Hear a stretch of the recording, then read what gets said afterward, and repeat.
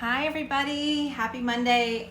This was supposed to be for Feeling Fab Friday, but I got delayed.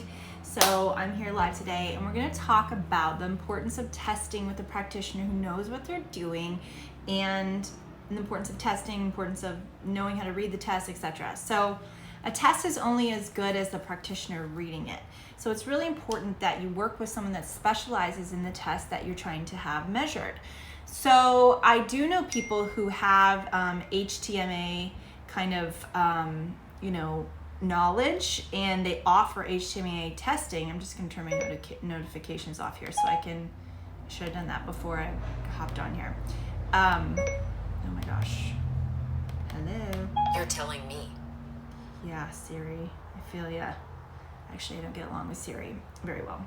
But listen, so like I said, there are people who have HTMA knowledge, but they are not necessarily an expert in HTMA. Okay, so most people who offer the test but have not been trained, have not done an in-depth training on HTMA, they look at a test and read it as is. So I'm going to show you an example of this for somebody who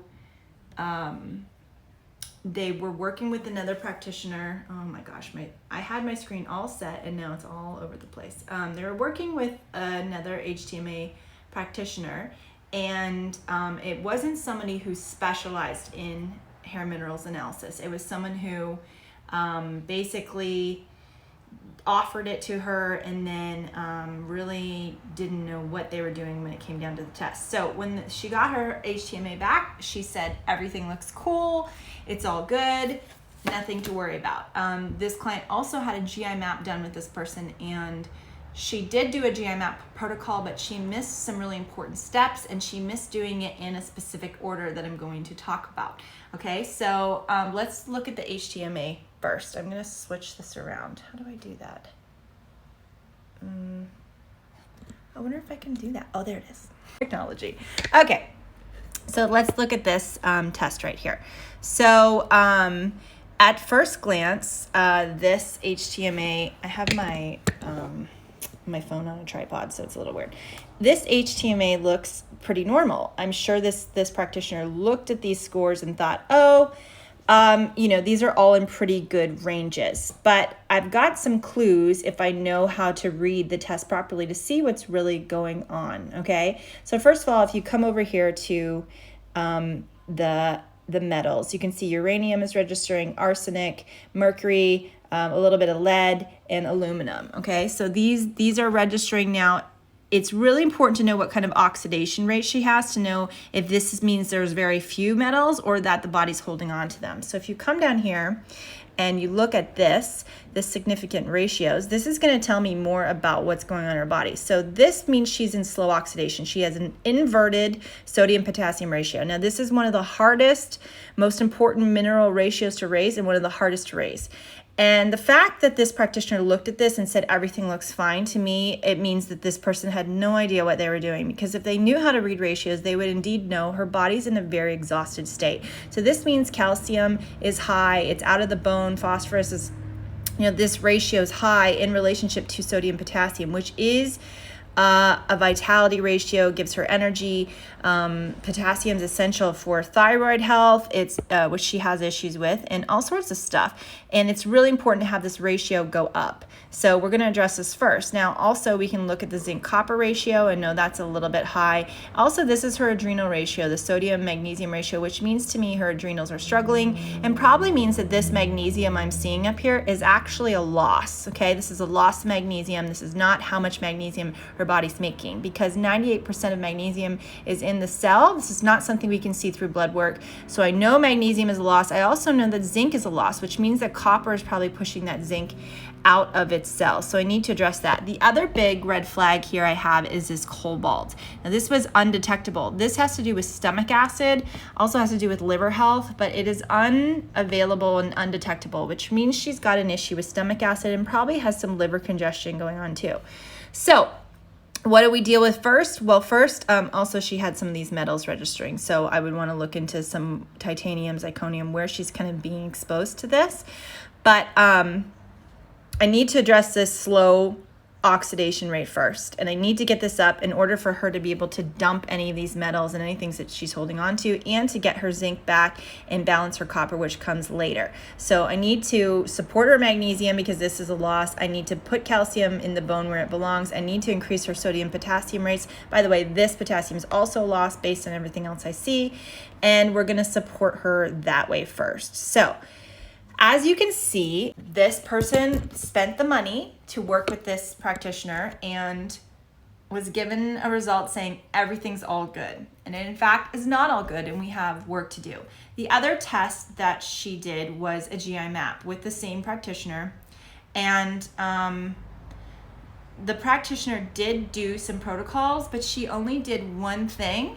And the stuff that she gave her was not appropriate, and she didn't include any binders, and it was a big issue. So we're gonna take a look at this too.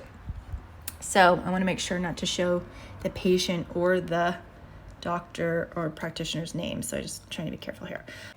So as we see, she had a ton of overgrowth of bad bacteria happening, and we also have some potential autoimmune triggers.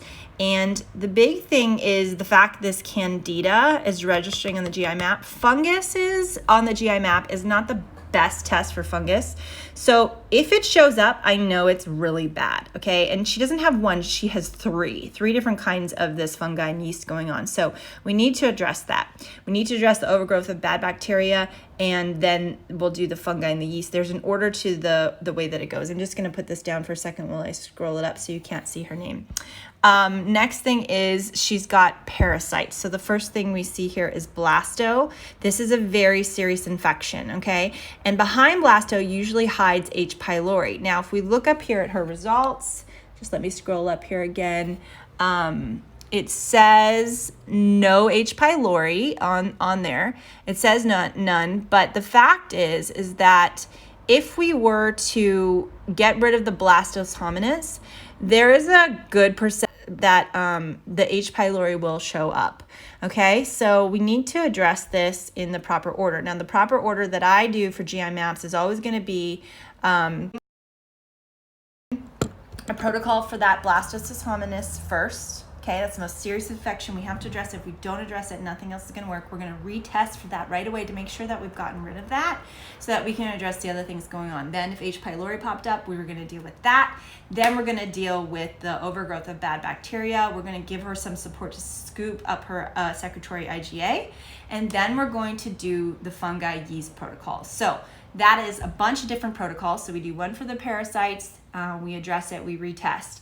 Then we'll do one for H. pylori if it pops up. Then we do one for the overgrowth of bad bacteria, and then we do one for the fungi and yeast. Okay, so that's 4 different protocols potentially if the H. pylori is there.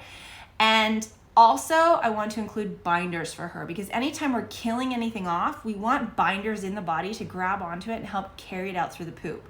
So the protocol that she was given, she was not pooping, it had no binders involved, and it was causing serious irritation for my client.